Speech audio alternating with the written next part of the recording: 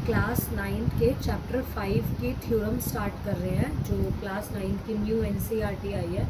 तो theorem number 2 है equal chords of a circle subtended equal angle at the centre. मतलब एक circle है, उस सर्कल में जो कॉर्ड्स हैं वो इक्वल है। कॉर्ड्स क्या होती है? जो एक सर्कल में एक पॉइंट से सर्कल के दूसरे पॉइंट को मिला है उसे कॉर्ड कहते हैं। एक सर्कल में बहुत सारी कॉर्ड्स हो सकती है, सेंटर से भी जा सकती है, कहीं से भी जाती है, सब कॉर्ड है। हिंदी में इसको क्या बोलते हैं? जीवा। तो एक सर्कल में दो इक्वल कॉर्ड है, मतलब ये वाले कॉर्ड और ये वाले कॉर्ड की लेंथ इक्वल है। अब हमें ये प्रूव करना है कि इन कॉर्ड से जो एंगल बनेगा सेंटर पर, इन कॉर्ड से जो एंगल बनेगा सेंटर पर वो एंगल इक्वल होगा। ये हमें प्रूफ करना है। तो हमें ये गिवन है कि ये दोनों कॉर्ड इक्वल है, हमें ये प्रूफ करना है कि ये वाला एंगल इस एंगल के इक्वल प्रूफ करना है। तो बराबर जीवा, जीवा क्या है? बराबर, ये हमें गिवन है। केंद्र पर जो कोण बन रहे हैं, ये कोण, ये दोनों इक्वल है, ये हमें प्रूफ करना है। अब इसे नेम देते हैं ए बी सी डी और बीच में ओ। अब थ्योरम में सबसे बड़ा पार्ट क्या होता है? हमें गिवन टू प्रूव लिखना होता है। तो पहले गिवन लिखते हैं।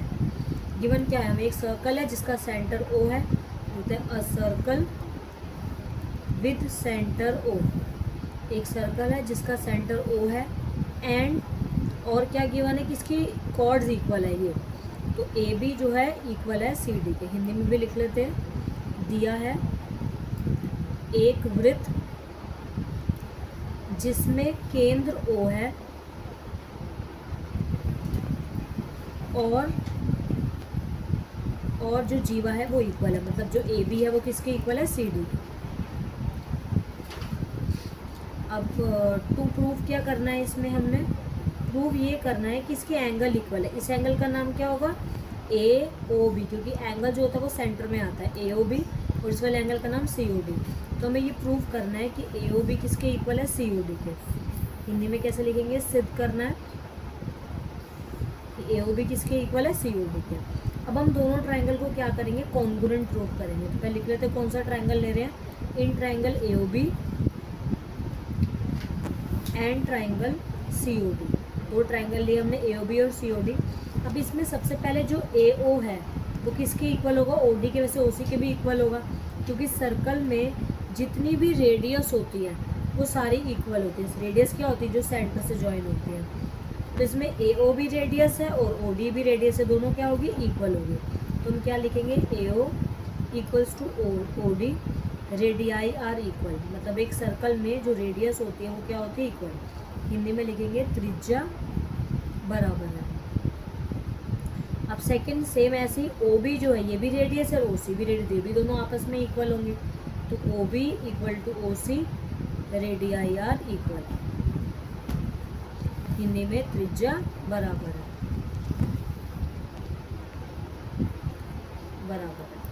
अब थर्ड ए बी जो है और सी डी हमें तो इक्वल गिवन ही है क्वेश्चन में। तो थर्ड हो गया हमारा A B equal to C D bracket में गिवन, हिंदी में दिया है। तो अब ये दोनों ट्राइंगल की तीनों साइड के आपस में इक्वल है।